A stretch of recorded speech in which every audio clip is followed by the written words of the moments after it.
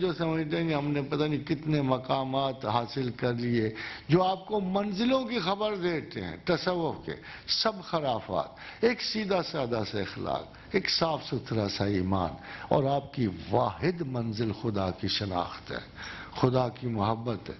اس سے آپ کو کوئی روک نہیں سکتا، کوئی بھی روک نہیں سکتا. حضرت حارث بن کلدہ حضرت ابوبکر صدیق کے ساتھ کھانا کھا رہے تھے. اگر ایک آدھ بات ہوتی تو میں بھی کہتا کہ شاید یہ سنگولر واقعہ ہے. تو کھاتے کھاتے انہوں نے ہاتھ کھینچ لیا اور کہا اے صدیق، اس کھانے میں لیٹ ایفیکٹس والا زہر ملا ہوا ہے، 1 سال کے بعد یہ پورا اثر کر کے ہم دونوں مر جائیں گے اور ہم دونوں کو ایک ہی جگہ دفن ہونا. And that proved to be 100% fact.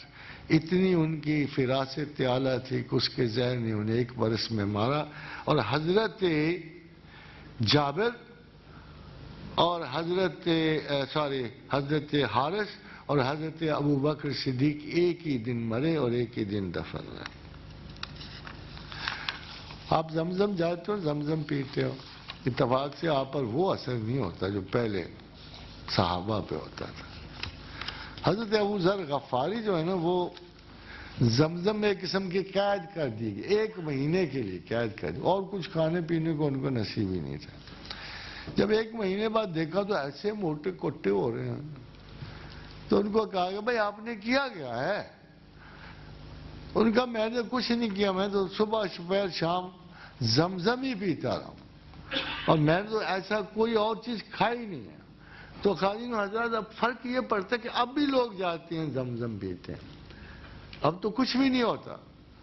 اس کا ایک مطلب تو صاف ہے کہ کھانا بڑھ جانا. صدیق اکبر ایک وقت اپنی زوجہ کے ساتھ، جو بنو فراس کی تھی، بنو فراس قبیلے سے دعوت کی، دیکھا کہ کھانا بڑھ رہا ہے، بانٹنے کے بعد پھر بڑھ رہا ہے، پھر بانٹا پھر بڑھ رہا ہے.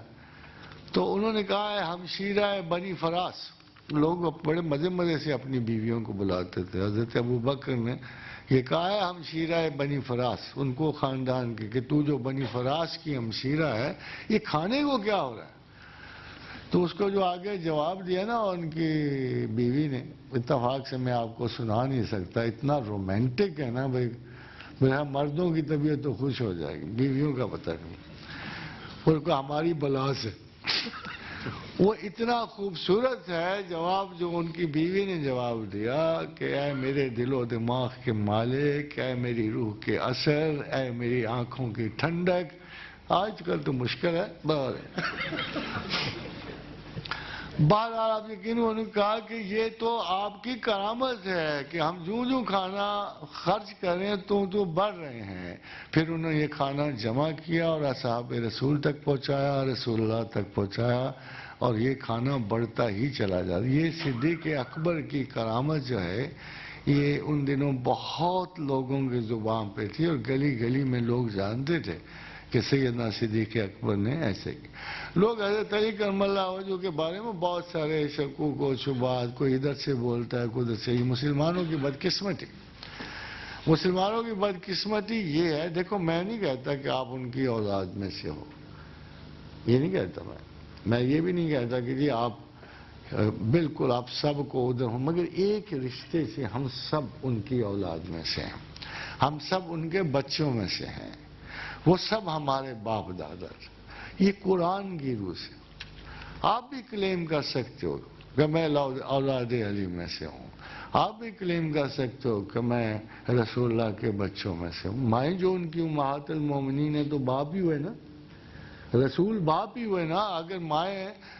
اگر ان کی بیویاں ہماری مائیں ہیں تو رسول باپ ہی ہوئے نا. رشتہ تو ہے نا ہمارا ان سے، پیغمبری سے آگے بھی ایک رشتہ ہے، نسلی رشتہ بھی ہے. جب وہ ہمیں اپنا بیٹا بھی تو سمجھتے ہیں، بچے بھی تو سمجھتے ہیں نا، تو اس رشتے پہ ہم نگاہ نہیں ڈالتے کہ ہمیں کسی باپ سے مایوسی نہیں ہوتی، کسی ماں سے مایوسی نہیں ہوتی.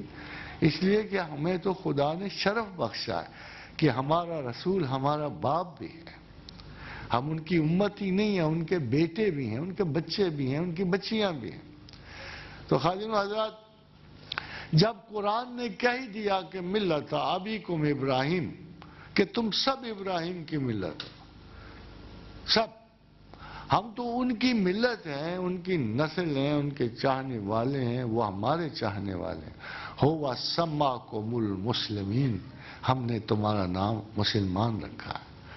I just want to tell you کہ اس نام پہ کمپرومائز نہ رکھنا، کوئی کمپرومائز نہ کرنا، یہ اللہ نے آپ کا نام لکھا ہے۔ ہوا سماکم المسلمین، اللہ نے آپ کا نام مسلمان رکھا ہے، کوئی دیوبندی نہیں رکھا، کوئی بریلوی نہیں رکھا، کوئی وہابی نہیں رکھا، کوئی سلفی نہیں رکھا، کوئی کلفی نہیں رکھا۔ ہاں، اللہ نے آپ کا نام صرف ایک رکھا، ہوا سماکم المسلمین، اور یہ کافی ہے، یہ بہت ہے، یہ اعزاز ہے، یہ اللہ کی طرف سے ہم پر احسان ہے کہ ملت ابیکم ابراہیم، کہ ہم ابراہیم کی ملت میں سے ہیں، ہم محمد رسول اللہ کے بیٹے ہیں، بچے ہیں۔ اور کون سی نسبتیں آپ کہاں سے ڈھونڈنے جاؤ گے؟ باقی سب خواری کی نسبتیں ہیں، رسوائی کی نسبتیں ہیں۔ اللہم آسن عاقبتنا فی الامور کلہا واجرنا من خزی الدنیا وعذاب الآخرہ۔ حاضرین و حضرات،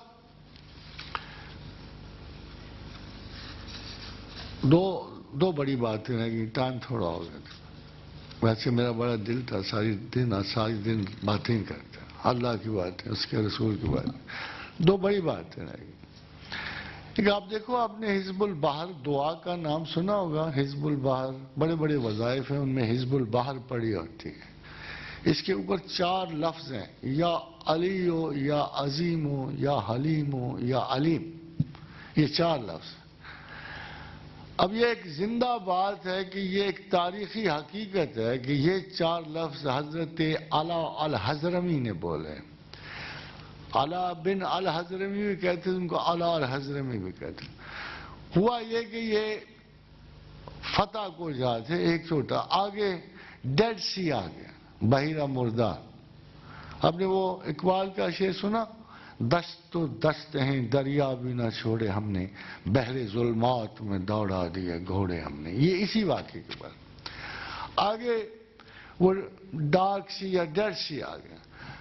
حضرت علا الحضرمی ادھر کھڑے تھے، ادھر تھا وہ لشکر کھڑا تھا، وہ ہنس رہے تھے، آؤ تو مانے، وہ شکار کھیل رہا تھا گاؤں، نیل گاؤں کا، بار بار کہتا آؤ تو دیکھوں، آؤ تو جانوں، آؤ تو وہ ہنس رہا تھا، تو it was impossible, very wide, پوری کی پوری ایک خلیج ہے۔ حضرت علا پہلے تو دیکھتے رہے، پھر آگے ذرا غصے میں کہا، اے پروردگار اعلیٰ، ہم تو نکلے ہیں تیرے نام کی ترویج کی خاطر، اور اگر تو مدد فرمائے آج کے دن تو میں آپ کے نام کو اس ساحل تک پہنچا کے چھوڑوں گا۔ ساتھ ہی انہوں نے سمندر میں گھوڑا ڈال دیا۔ صاحب نے دیکھ کماندار جا رہے تو ہم کہاں پیچھے رہ جائیں گے، انہوں نے بھی گھوڑے ڈال دیے، اور یہ پورا لشکر دوسرے کنارے پہ پہنچا۔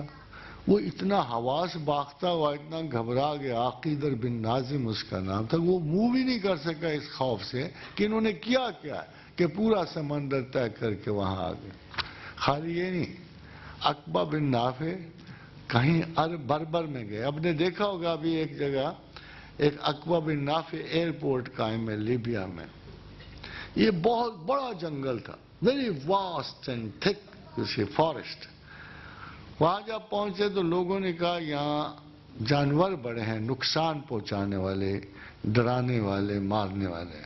عقبہ بن نافع وہاں پہ کھڑے ہو گئے اور بڑی اونچی سی آواز دی، کیا جنگل کے باسیوں، اے یہاں کے رہنے والوں، میں اللہ کے رسول کا خادم صحابی، میں آپ کو ایک بات کہنا چاہتا ہوں کہ ہم اللہ کے حکم سے اس جنگل میں اترنے والے ہیں، بہتر ہے کہ تم یہاں سے چلے جاؤ تاکہ ہم تمہیں نقصان نہ پہنچائیں اور تم سے ہمیں کوئی نقصان نہ پہنچائے۔ قریباً سارے مورخ اس بات پہ متفق ہیں کہ اسی صبح کو دیکھا گیا کہ تمام جانور اپنے بچوں کو منہ میں ڈالے ہوئے جا رہے ہیں اور ہمیشہ ہمیشہ کے لیے وہ جنگل کے اس حصے کو خالی کر کے چلے گئے. وہیں حضرت عقبہ بن نافع نے چھاونی بنائی اور اسی جگہ آج بھی سب سے بڑی جو ہے انسٹالیشنز لیبیا کی وہیں قائم ہے. اس سے بھی آگے ایک بات بڑی مزے کی. ایک دفعہ ابو ہریرہ نے شیطان ہی گرفتار کر لیا تھا ابلیس کو. ان کی کوئی نگرانی لگائے گی 2-4 غلے کے اوپر. شیطان آیا کو غلے کی اصل میں آیا تو حضرت ابو ہریرہ کے لیے تھا. ان کو دکھانے کی ادھر ادھر چوریاں کرنی شروع کی. ابو ہریرہ نے پکڑ لیا. ظاہر ہے اللہ کے رسول کے صحابی تھے, ان پر کچھ جادو تو اثر کرتا ہی نہیں تھا. پکڑ لیا, پکڑ کے باندھ دیا. اب رات گزرنے والی تھی, صبح انہیں کہتا ہے صبح کے قریب کہ ابو ہریرہ میں بہت بڑا, تجھے پتہ ہے کہ میں ابلیس ہوں اور تو نے مجھے پکڑ لیا ہے, تو یار یہ تو سسٹم نہیں چلے گا. ہاں اگر تو چھوڑ دے نا مجھے تو میں تجھے ایسی ایک چیز بتاؤں کہ زندگی بھر تجھے کسی نے نہ بتائی ہوگی. تو نے کہا کیا؟ انہوں نے کہا دیکھ شر, آسے, بھوت, جنات, جو چیز سے بھی اگر تجھے کوئی چیز ڈرائے اور کسی چیز سے تو گھبرائے تو یہ آیات پڑھ لیا کر اور تجھے کوئی چیز نہ ڈرا سکے گی, نہ دھمکا سکے گی, نقصان پہنچا سکے گی. تو ابو ہریرہ نے کہا کہ اس نے مجھے کہا اللہ لا الہ الا هو الحی القیوم لا تأخذه سنة ولا نوم له ما في السماوات وما في الارض من ذا الذی یشفع عنده الا بإذنه یعلم ما بین ایدیہم وما خلفهم ولا یحیطون بشیء من علمه الا بما شاء وسع کرسی السماوات والارض ولا یئوده حفظهما وهو العلی العظیم. حضرت نے مگر پہلے نہیں بتائی, کہا کہ تو چھوڑے گا تو بتاؤں. پھر حضرت ابو ہریرہ نے اسے آزاد کر دیا. اس نے یہ آیات بتا کے چلا گیا.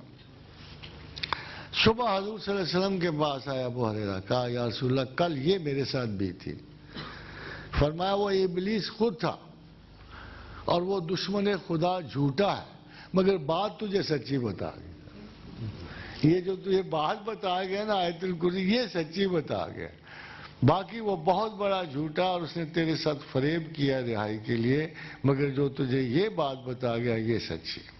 خواتین حضرات, کیسے لوگ, کیسے بندے, ہاؤ ڈز اٹ لک, کس کے ساتھ ہم وابستے کریں. کیسے کیسے لوگ تھے کہ ام المومنین کے پاس لوگ آئے کہ جی بہت فاقہ ہے, ہر جگہ قحط ہے, لوگ مر رہے ہیں. فرمایا گنبد خضرا میں ایک سوراخ کرو جس سے آسمان نظر آئے. انہوں نے کیا, وہ پانی برسا کہ جل تھل ہو گئے, جانور موٹے ہو گئے. اس کو فتق کہتے ہیں, اتنے موٹے ہو گئے ان کی جلدیں پھٹنی شروع ہو گئیں. یہ واقعہ ام المومنین عائشہ صدیقہ کی کرامات میں سے ہے. اور ایک جن کی طرف سے آپ کو ہدایت دینا چاہتا ہوں. ایک جن کی طرف سے حضرت سہل بن عبداللہ ایک ویرانے سے گزر رہے تھے, وہ بڑے شاندار مکان نظر آئے. اس کے اندر ایک قلعہ سا تھا, اس کے قلعے کے اندر چلے گئے. قلعے کے اندر چلے گئے, بڑی پرانی بلڈنگوں میں جیسے قوم عاد کی سرحد ہوتی تھی وہاں سے گزرے. دیکھا کہ بڑا موٹا لہیم شہیم جو بندہ ہے وہ بڑی خوبصورت چمکیلے کپڑے پہنے ہوئے بیٹھا ہوا ہے. انہوں نے بھی نماز پڑھی, اس نے بھی نماز پڑھی. جب سلام پھیرا تو انہوں نے کہا کہ اے ابن عبداللہ سلام, تو انہوں نے بھی سلام کیا. انہوں نے کہا آپ کون ہو؟ انہوں نے کہا میں جن ہوں اور میں رسول اللہ کا صحابی جن ہوں. میں اس دن حاضر تھا, ان جنات میں سے تھا جنہوں نے رسول اللہ صلی اللہ علیہ وسلم کا پہلا پیغام سنا. نفر من الجن کی آیات میں جن جنات کا ذکر ہے, میں ان میں سے تھا. میں سہل بن عبداللہ اور محبت سے ملے کہ تو صحابی جن ہوں. تو نے کہا آپ کے کپڑے بڑے اچھے ہیں. کہنے لگا ہاں 700 برس پرانے ہیں. کہ 700 برس؟ انہوں نے کہا ہاں سنو, جب تک آدمی پاک صاف رہے اس کے کپڑے نہیں گندے ہو سکتے. اگر ہم دل کے اور ذہن کے صاف رہیں تو ہمیں گرد و غبار کپڑوں کو نہیں پرانا کرتا. ہمارے کپڑوں کو ہمارے گناہ، ہماری عادات پرانا کرتے ہیں. اور یہ سبق میرا یاد ہے. پھر انہوں نے کہا اسی لباس میں نے سیدہ مریم کے بیٹے عیسیٰ علیہ السلام کی بیعت کی تھی، اور اسی لباس میں نے سرکار کائنات صلی اللہ علیہ وآلہ وسلم محمد رسول اللہ کی بیعت کی تھی. اور یہ کپڑے آج بھی اتنی چمکتے ہیں، یہ کپڑے آج بھی اتنی چمکتے ہیں. ایک جن نے ایڈوائز کیا حضرت سہل بن عبداللہ دستری کو. Khadim Azad, we are coming to the end. As I told you, the time is very close. Somewhere we have to finish in any case. وہ میں گیا تھا حضرت البحر کی، تو جب حضرت وہ سمندر طے کرنے لگے تو انہوں نے یہ 4 اسماء پڑھے تھے، یا علی ہو یا عظیم ہو یا حلیم ہو یا علیم. تو اس کو خواجہ ابوالحسن شاذلی جن کو امام مغرب کہا جاتا ہے، انہوں نے اس کو حزب البحر کہا کہ جس کسی کو سمندر میں اگر کوئی پانی سے خوف آتا ہو تو یہ 4 اسماء الہیہ پڑھے، یا علی ہو یا عظیم ہو یا حلیم ہو یا علیم. مگر جس کسی کو زمین و آسمان میں کسی چیز سے خوف آتا ہو، کسی بھی چیز سے خوف آتا ہو، بندے سے آتا ہو، ہوا سے آتا ہو، وہ ایک اور دعا ہے جو تمام ان چیزوں کو کور کے بسم اللہ الذی لا یضر مع اسمہ شیء فی الارض ولا فی السماء وہو السمیع العلیم ولا حول ولا قوۃ الا باللہ العلی العظیم وصلی اللہ تعالی علی خیر خلق محمد وآلہ اصحابہ اجمعین. اور خادم حضرات، still some subject is left, but we leave it to the next year. انشاءاللہ تعالی اگر ملاقات ہوئی. اب میں نے یہ آپ کو باتیں پتہ کیوں سنائی ہیں کہ ان کی روشنی میں ہم یہ دیکھ سکیں یا تو وہ لوگ ڈیزرو کرتے تھے اسلام کو یا ہم کرتے ہیں. obviously ہم مسکینوں تو کیا اٹھتے ہیں کہ ہمارا ان سے کیا واسطہ، وہ بڑے لوگ تھے، بڑے صاحب تھے، بڑے معزز تھے جن کے ساتھ یہ واقعے پیش آئے.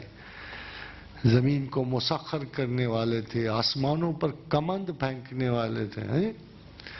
اگر اقبال نے ہمارے لیے بدقسمتی سے یہ شعر لکھا، اقبال کو بڑی فکر تھی ہم کسی طریقے سے اپنے آباء و اجداد کو فالو کریں کہ در دشت جنون من، اقبال نے کہا کہ در دشت جنون من جبریل زبوں سیڈے، کہ میں وہ شاہ سوار ہوں کہ میرے شکار کی زد میں تو جبریل بھی چھوٹا سا ایک شکار ہے.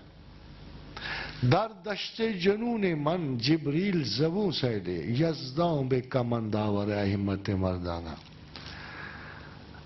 اے اسلام کے مردوں اور عورتوں، شکار کرنا ہے نا اگر، تو پھر براہ راست کمند اللہ پہ ہے، اسی کو گرفتار کرو، اپنے دام میں لاؤ، وہ خوشی سے آ جائے گا، وہ محبت سے آ جائے گا. یہ قول پروردگار ہے کہ تم اس کی طرف 1 قدم چلو وہ 10 قدم آئے گا، تم آہستہ چلو وہ تیز قدم آئے گا، تم تیز قدم آؤ وہ بھاگتے ہوئے آئے گا. وہ کہتا ہے میں تمہارا ہراول رستہ ہوں، میں تمہارے آگے آگے چلنے والا ہوں، میں کوئی عذاب والا خدا نہیں ہوں، میں تو محبت والا خدا ہوں. انتظار کر رہا ہوتا ہوں بیٹھا ہوا کوئی مسلمان راہ چلتے ہوئے بھٹک کے. اتفاق کی بات ہے پہلے شوق سے مجمع در مجمع، ہجوم در ہجوم اللہ کو جاتے تھے، اب اللہ میاں کو واسطہ پڑا ہے قلت سے. وَقَلِيلٌ مِّنَ الْآخِرِينَ، آخر والوں میں سے بہت تھوڑے آتے ہیں، بہت تھوڑے. اب بلین میں سے 200-250 آ رہے ہیں. وَقَلِيلٌ مِّنَ الْآخِرِينَ، مگر he is always ready to accept, always ready. اس نے ہمیشہ تمہارا انتظار کیا ہے، صدیوں سے کر رہا ہے. یا حسرتاً علی العباد، اے لوگو آؤ نا، مجھے حسرت ہے، تم آتے کیوں نہیں ہو؟ Remember him. He will respond you. ان سے کہہ دو کہ میں تمہیں جواب دیتا ہوں. الا ان نصر اللہ قریب، میں تمہارے بہت قریب ہوں.